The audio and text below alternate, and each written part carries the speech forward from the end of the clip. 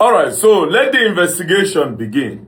You see this case involving Ahmed Tajuddin, who is being accused of unaliving Sheriff and Prince Ademola Akinloye. We go further to expose a lot of corruption in the justice system of this country. As you all know, Ahmed Tajuddin, I don't know him from anywhere. I just saw a video online on Tunde Ednut's page and on Twitter where this man called my name. And he said, "Very dark man, I want you to investigate this matter. I am being accused of unaliving two persons because of family land. They want me out of their way. That is why they are pinning the deaths of these two persons on me. Please, I want you to investigate." And as you can see, look at my board. I've been investigating. And I found out a lot of things. That is why I said it's going to go further to expose the justice system of this country. So it's a whole lot of case. And also, after I posted the video the first day, I started seeing some posts on Facebook where they said I've been paid. And I don't like being accused of being paid. It makes me more interested in the case. Apparently, it looked like some people don't want me to go deep into this case. But I'm now more interested in the case because you people are accusing me of collecting money. And I don't like that. Right? So now let me tell you about my investigation. Ahmed, the person being accused, Ahmed Tajuddin. Let's start with the accused. Who is Ahmed Tajuddin? Ahmed Tajuddin is a 39 years old man who is a stark illiterate. He cannot read and cannot write. But Ahmed is very influential in his community. I'll tell you about the community, right? Ahmed is very influential. Why is Ahmed influential? Because Ahmed shows boys love. He knows how to give. Even down to, I've made calls to some people that don't like him. They were the one that gave me this information. That Ahmed gives money. That's his way. If Ahmed has 50,000 naira, Ahmed can share 40,000 naira to the community. That's what he's known for. He's loved because he's a giver. Right? Now, also, Ahmed is a frequent traveler. He travels to abroad frequently. Right? From his travel history submitted by the immigration just between 2023 when this investigation started to 2024 when the investigation ended the first time, you could see that he travels a lot. Like in this case, he departed Nigeria on the 13th of March 2023 and he came back to Nigeria again on the 30th of March 2023. Right? He spent like, let's say, 27 days, right? Then in another case, he traveled again and came back on the 9th. This place that is omitted, I will point it out. Then you can see again, let's go down to 2024. He traveled on the 14th of April 2024. He came back 2 months later. Then he traveled on the 10th of July 2024. Then he came back November 2024. So you can see Ahmed is a frequent traveler. You can also look at his international passport. If you look at his international passport, you can see a stamp that he traveled on the 20th of October 2022. So Ahmed is a frequent traveler. He travels abroad a lot. Even has an address in the UK, in London. So he travels a lot, right? So Ahmed, his profile is that Ahmed is a stark illiterate that is loved on the street. You understand? Because he gives. And he's also a frequent traveler. Also, Ahmed is like a thug. Because of the influence he controls, Ahmed is like a thug. A lot of politicians, they call him in 1 or 2 activities when it's time to intimidate some persons. Because of the influence he has, he does 1 or 2 for some politicians, right? So we can also say Ahmed is a political thug and a political tool. Do you understand? So we can call him a Robin Hood at the end of the day. So that is for Ahmed, the person being accused. Now we have Sheriff, one of the deceased. Ahmed is 39 years old, like I said. Sheriff is a year older than Ahmed. Sheriff is 40 years old. Sheriff is not entirely a stark illiterate. He can read a little bit and he can write. So he's way better than Ahmed when it comes to book knowledge. But Ahmed and Sheriff were close at some point.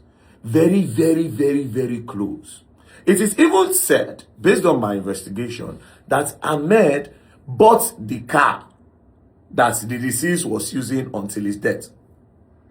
That was Ahmed that bought it for him.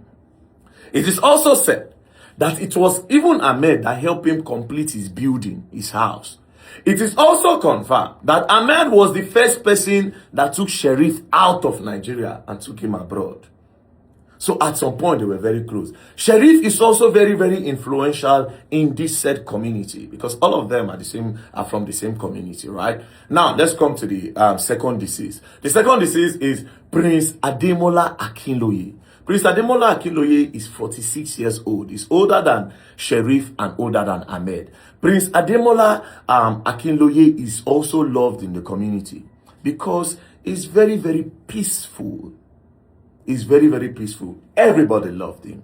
Everybody loved him. He's peaceful. He does not look for trouble. And he's also the man after his father's heart. The father is the king of their community, right? He's loved by his father. As a matter of fact, he's loved so much by his father that he controls the assets of his father. He controls the land that belongs to his father. He controls the farms. He controls the houses that belong to his father. And he's also loved by his father because he's the only child from his mother to the king.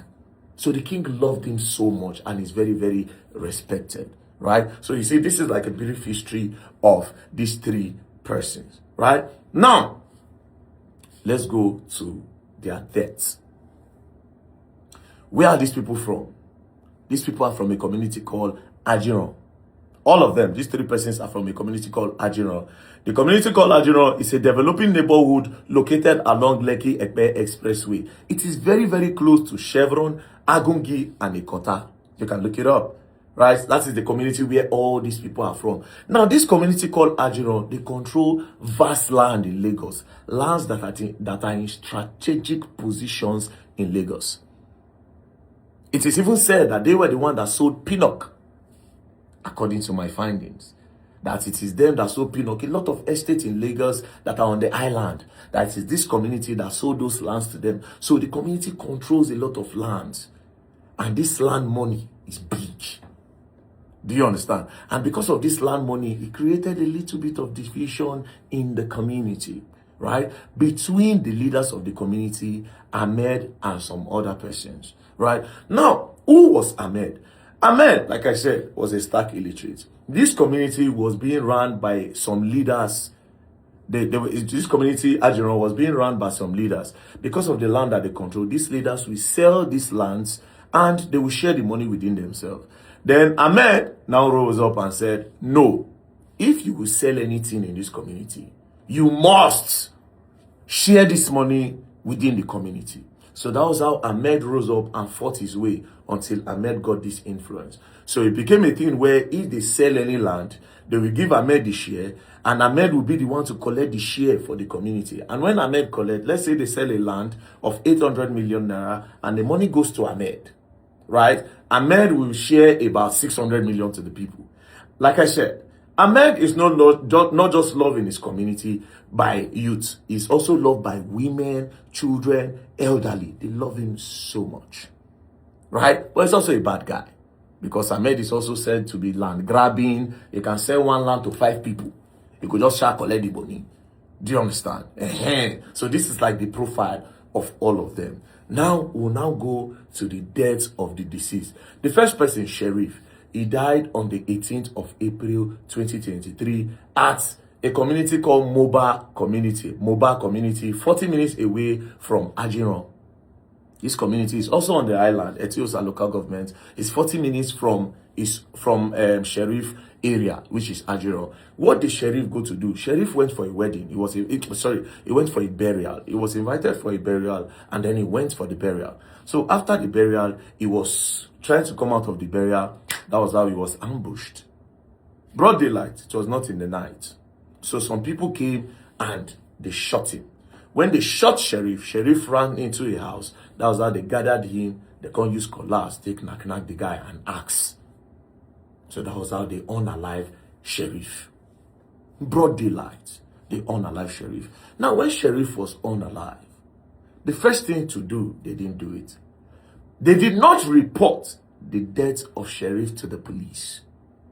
They also did not do autopsy. They did not do proper analysis of the death and proper investigation.